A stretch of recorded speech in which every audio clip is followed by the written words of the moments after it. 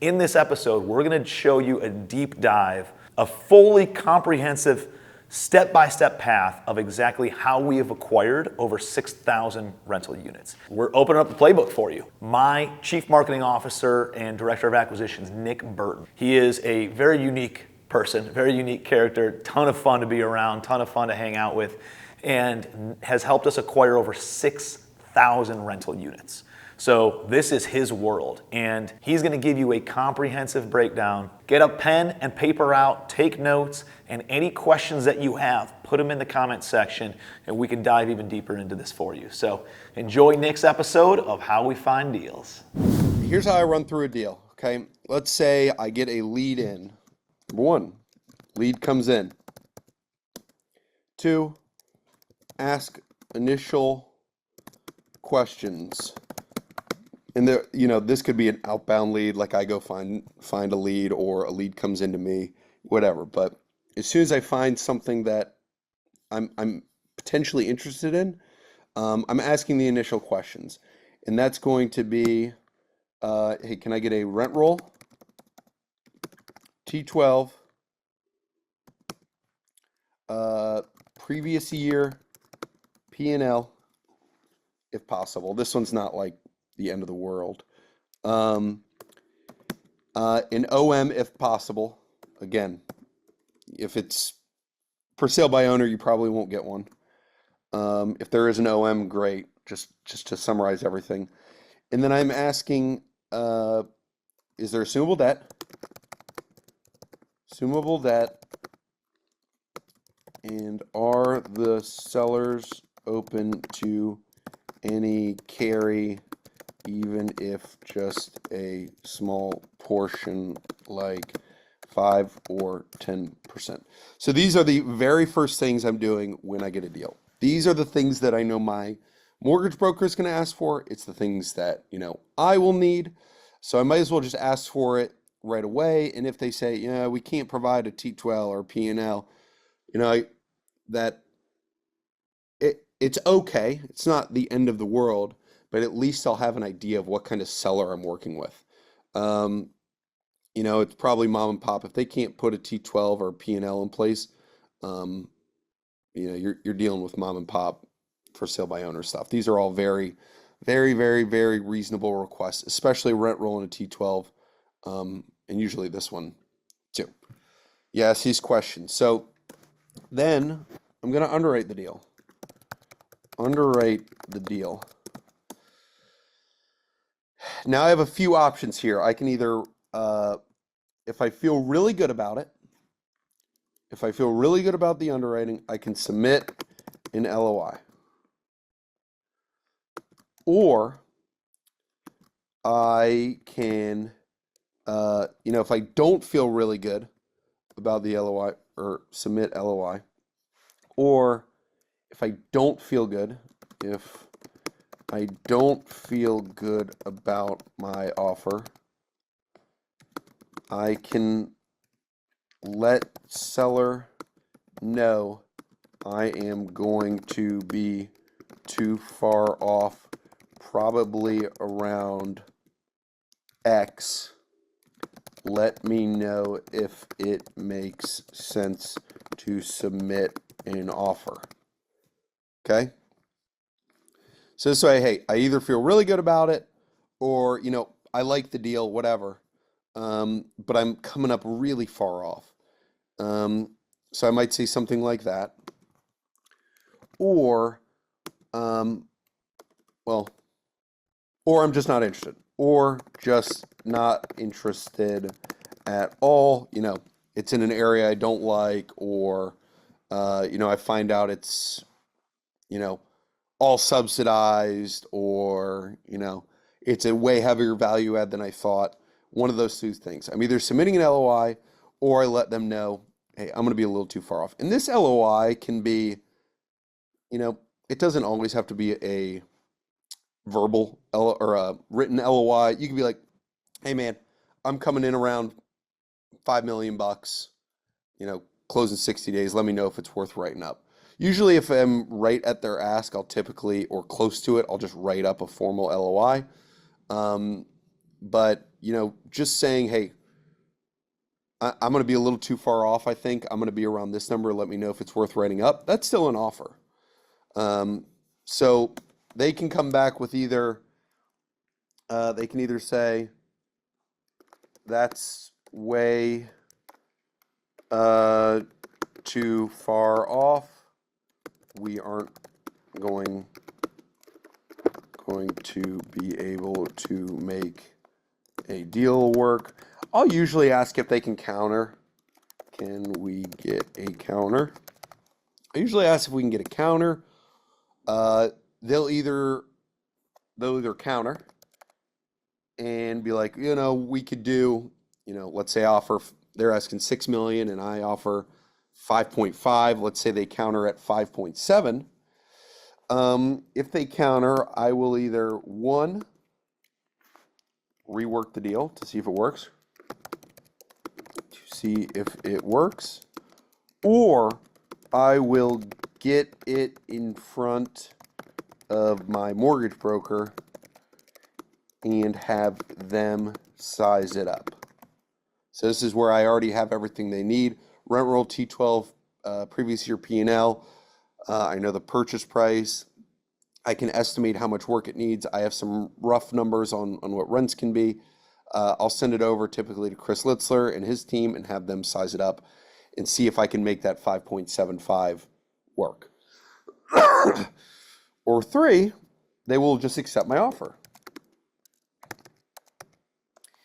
If they accept my offer, and this is the LOI, I want it signed. I want it signed by both buyer and seller. I don't want to assume that all these items in the LOI, mainly timelines, earnest money, price obviously. I don't want to assume that we're on the same page on all of these things. If we sign it, that means that they've reviewed all of these different things and we're both on the same page for the most part. So I get a signed by us and signed by the seller. Then the first thing I do after I get an accepted LOI, I'll say something like,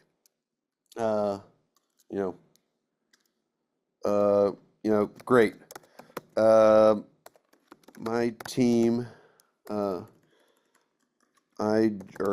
just forwarded the LOI to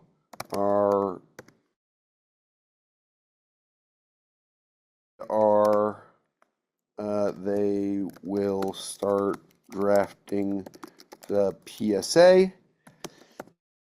In the meantime, can I get either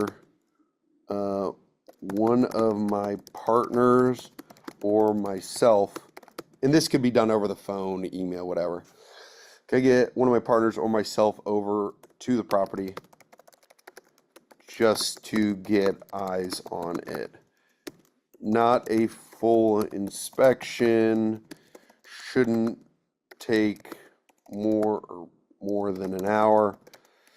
I just want to get eyes on exteriors, maybe a vacant or 2, and any common areas. Just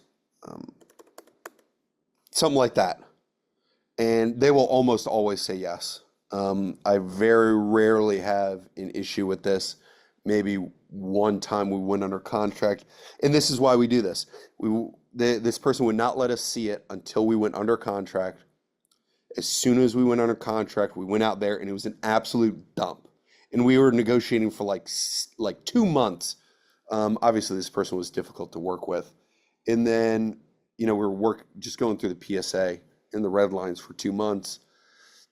And as soon as we went under contract and started inspection, we're like, this place sucks. Like, the outside was fine, but, this place needs way more work. We're not interested in this anymore. And we, could have saved thousands of dollars on attorney fees, tens of hours of time. So, I really try to push just to get some eyes on this.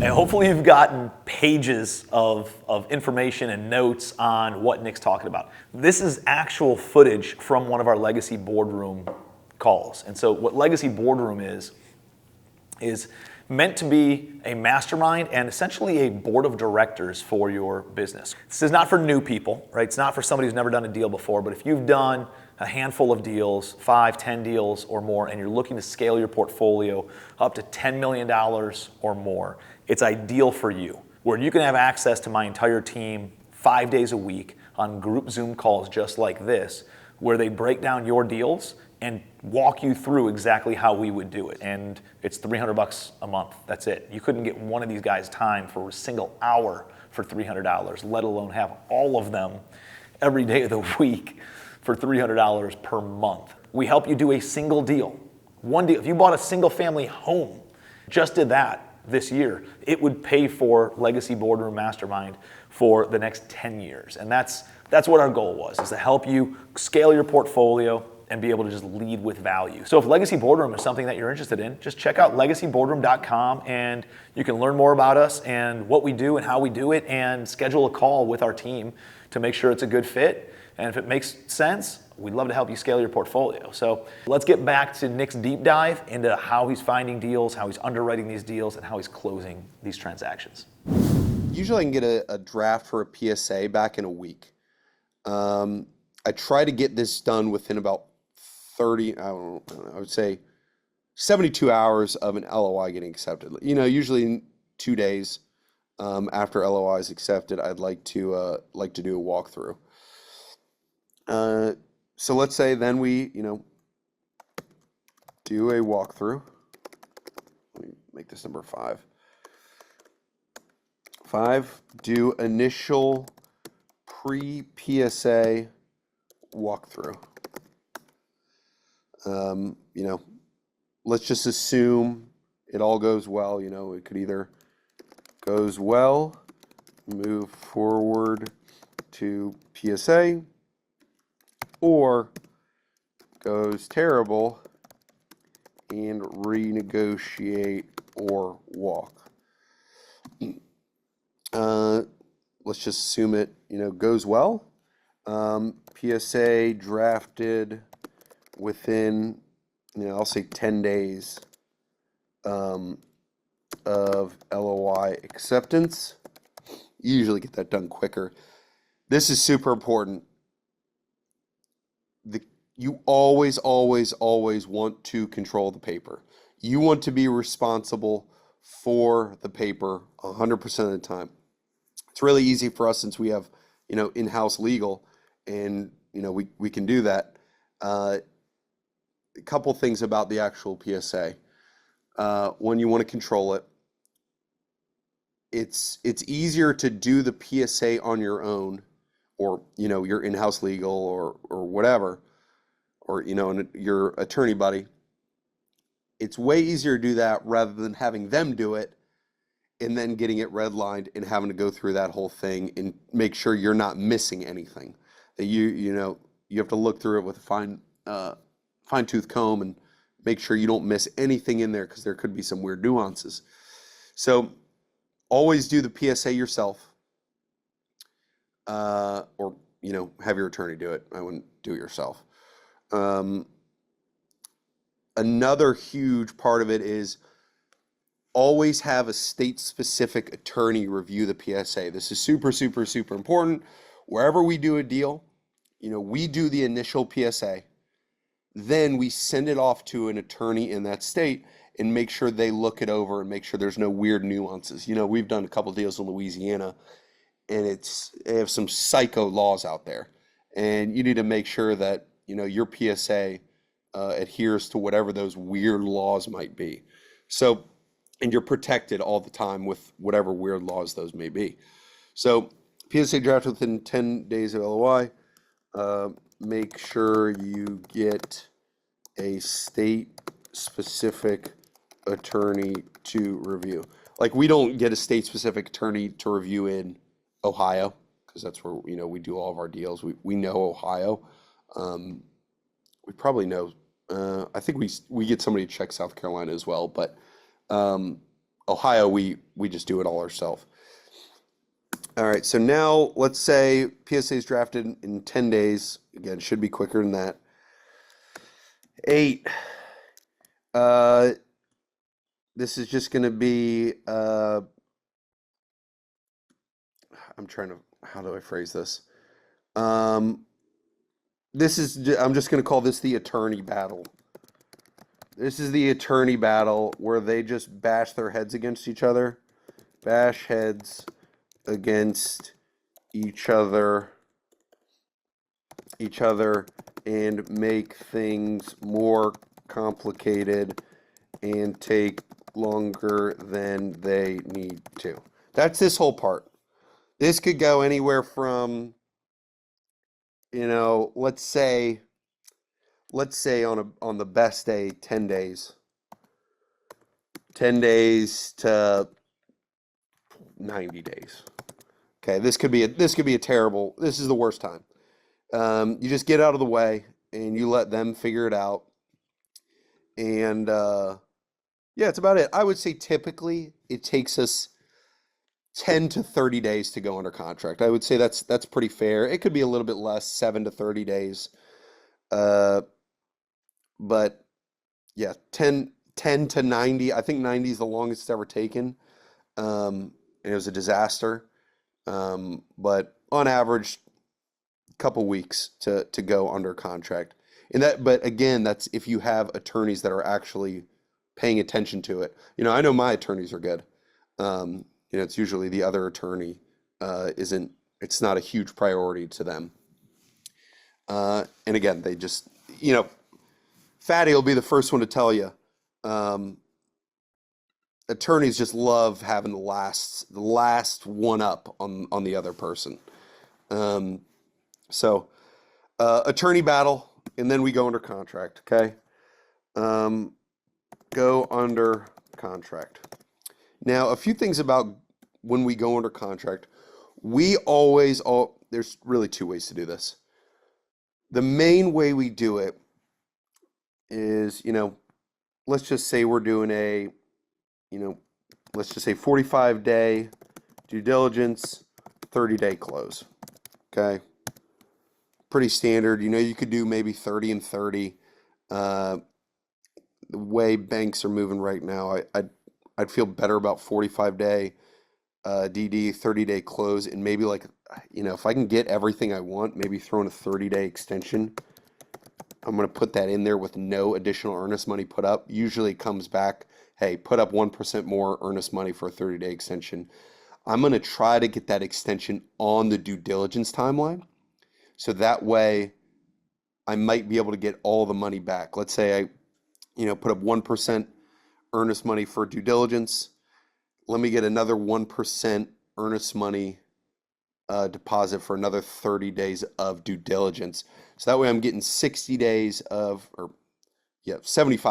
of due diligence.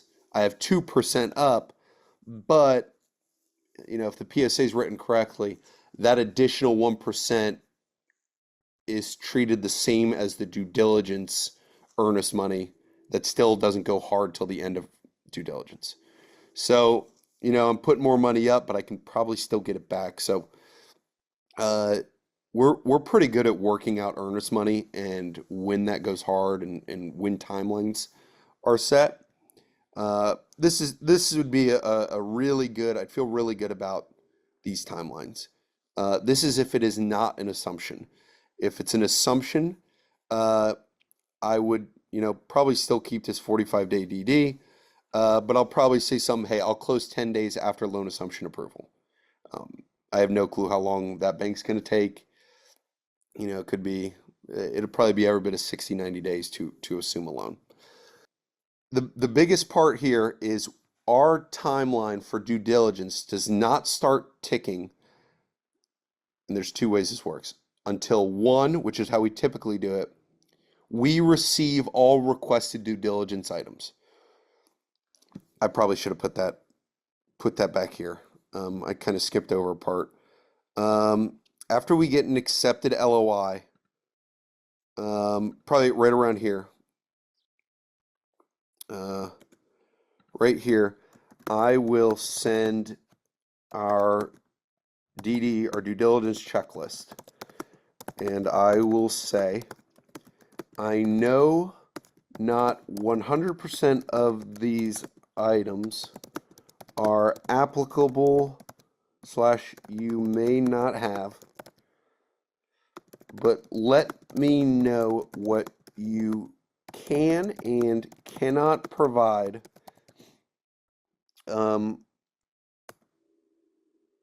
during due diligence. And what I'll do is I'll send them this spreadsheet. This is all of our items that we request, and I'll have them go through and they say, yep, you know what, I can provide this, I can't provide this, I can, I can't, I can, I can't, whatever. And then I'll take their kind of marked up due diligence checklist. I'll send it to Matt Carlin, I'll send it to Chris Litzler, and I'll send it to Fatty. And I'll also review it. And I need all three of them to say, this is enough to get the deal done. I'm comfortable enough with these items to get this deal done. Let's go look at it from a financing standpoint. Well, if they provide all of these items and don't provide these items, can I get this financed? Yes, great. Same thing with Fatty. On a legal standpoint, are we protected and are we comfortable moving forward with just these items that they say they can provide? If Fatty says yes, great. And then on the operational standpoint, I want to make sure Carlin and the operations team is set up to win. And so, if they feel good about taking over the property with these items, great.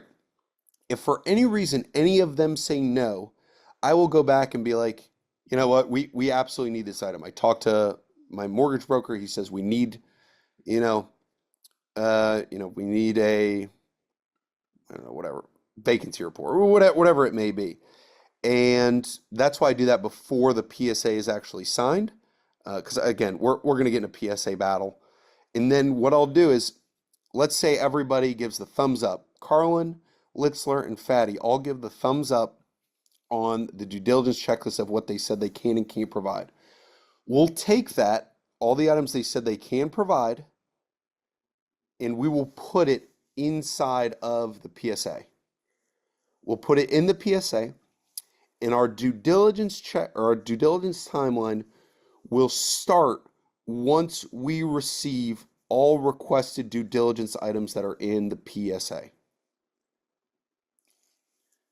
And what that does is, I've had times where it takes months, a month or 2 months for people to get me every single thing, but it lets me juice that due diligence timeline. Like if somebody hasn't given me a lost run, which is a huge thing, not getting lost runs is a huge issue. Everybody should be able to provide lost runs, but if I don't get lost runs until, day 44 out of 45, and my due diligence timeline started just once I went under contract, not once I received everything, and there's a huge issue with that lost runs. They have all these claims and all this other stuff. Now we've just wasted 45 days. Now, I usually don't have that much of a pushback on this, on it starting once we receive everything that they said that they could give us, but I will really juice it. If we're missing, they say they can provide 30 things and we've only received 29, I'm going to juice that. I'm going to juice it. I'm not starting until they can give me that 30th thing. Now there are times where they go, you know what, we really just can't do it. Like we can't provide this thing. And then we'll have that conversation. It's usually not something that maybe we absolutely needed. So we'll have that conversation then. The only pushback I ever get is some people say, here, let me backtrack. We also only submit earnest money once we receive all requested due diligence items. So we do not put up money right away. Most of the time, I would say 90% of the time, we put up money once due diligence period starts. I don't want to have my money tied up for months and months and months if due diligence period hasn't started because we're still waiting months and months and months for them to actually give us stuff. So I don't want my money tied up. If somebody says, no, we want money at when we go under contract. We want money right away. I go, all right, well then you have 24 hours to provide, I'll usually do 48 hours. You have 48 hours to provide all requested due diligence items. And we will put up the money in 48 hours. And that way it holds them to, put up everything, give us all the stuff that we need right away. We'll put up money right away, but I'm not going to have my money sitting in limbo waiting for them to get their stuff in order, which could take however long. I can't control when they're going to give us stuff, but I can put deadlines in place. So go under contract, EMD deposited once we receive any or all requested due diligence items. I want to do inspection of 100% of the units, typically within a week. 1 week of going under contract. This is super important on some heavier value add stuff. It's still very important on lighter value add stuff, but if it's a super heavy value add and I have a 45-day due diligence, let's say I get in there on day 7 of being under contract and due diligence period starting. Let's say they give us everything day 1. I do my inspection on day 7. Let's say it takes me 14 days to get bids back. Let's say I submit those bids to my mortgage broker and they size up the whole thing. Let's say we're getting a bridge loan. Let's say it takes them a week to package it up. And then let's say it takes a week or 2 for them to get, actual bids back from the bank, actual term sheets back from the bank. So now we're at the very, very end of due diligence and, we're still not 100% sure about the loan we get. So it's important to do that. That's why I like 45 days, at least on heavier value adds than lighter value adds. Now again, 100% of units is in my due diligence checklist. Let's say I have a 100 unit building and I only get into 99 of the units. Due diligence does not start until I get into that last unit. Okay, because what is hiding behind that unit? What's going on there? I was talking to somebody in an event a couple weeks ago. They were buying some hotel, and I don't know, it was like 10 floors or something, and they wouldn't let they were doing their inspection, and the manager was like, "Yeah, we can't go to the 6th floor." And I don't think he necessarily meant to say that. I think the owner told him do not take them to the 6th floor. And they now the buyer's like, no, I want to go to the 6th floor. I want to see what's going on there. They probably could have avoided it and been like, it's all the same. The fact that they said, hey, don't go to the 6th floor. They went to the 6th floor and it was just black mold throughout the entire thing, and it killed the deal, which is a crazy thing to try to cover up. But due diligence period starts once I get access to everything. If we don't get access to everything, there's an issue. Let's say we get into 100% of the units. We've received all requested due diligence items. Timeline starts. Timeline starts on DD. They've sent over all these things that I requested and that the whole team was comfortable with. I'm organizing this. I'm making sure my mortgage broker gets them. I'm also, this whole process is kind of kept up in Monday.com. So we use Monday.com to track all this stuff. I'm just kind of going off the dome here. Timeline starts on DD. And, I've learned in the past of taking my time during due diligence. It's a bad thing to do. I would just crush due diligence as fast as you can. Go through every single lease as fast as you can. Go through inspections as quickly but as thoroughly. All these things are as quick and as thorough as you can. Go through everything because you're going to run into some issues and you're going to run into having some questions. And you don't want to wait till day 44 out of 45 to have those questions answered. And then, so due diligence 45 days later, either EMD goes hard. Typically, day 30 to 45, you'll have a very strong term sheet. The whole team will feel very comfortable or not comfortable with the deal.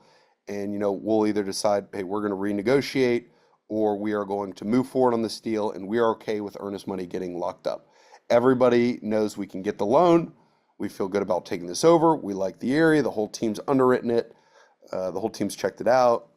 Mortgage broker feels good about it. We feel good about the legalities. We feel good about insurance. We feel good about everything. And we're okay with earnest money going non-refundable. We've never lost earnest money once. In every deal we've ever done, we always walk before it goes hard, or we're 100% confident we are going to close this deal. Or walk / renegotiate.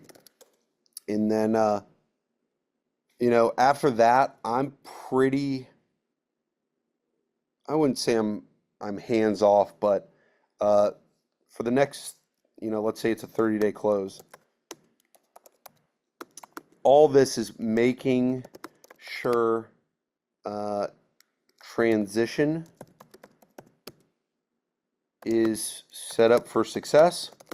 So this is going to be a lot of, figuring out exactly how making sure the team knows how to take over the utilities, and insurance is getting finished, and we have a date for that to bind, and management's already aware of what's happening. Just making sure that Carlin and the team are ready to take this over day one with very minimal hiccups. Make sure transition is set up for success, plus raising the money, right? Raising money. We've probably had conversations in the first 45 days about it as well, but raising money for this deal depends on how big the raise is. If it's not that much, we could probably raise it in a couple weeks. If it's a larger raise, maybe we start raising it, start kind of putting out some whispers about it day one about getting some commitments. So, and then close, or that 30-day extension. Okay. Let's say we need a little bit more time. I've done 15-day extensions before. I've done 30-day extension. I've done a 45-day extension before. But it's really nice having that extension in there. I think that's probably roughly. Yeah, I know Carlin goes over the Monday board every once in a while. So our Monday board is more thorough. But this is about right. Any questions on this? We can open it up. I'm not even sure who else on. I was just ripping.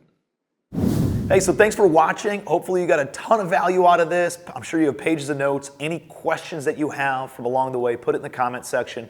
We're happy to, either I can answer them, I'll bring Nick back in, he can answer some. And if you do have serious interest in having us as your board of directors for your business and for your investment company to help you scale your rental portfolio, check us out. Check out legacyboardroom.com. Schedule a call with me or the team. We're happy to talk through what the goals, what the ambitions look like on your side, and then how we can support those goals and ambitions with our training and support on our side. So appreciate you being here. Until next time, be your best.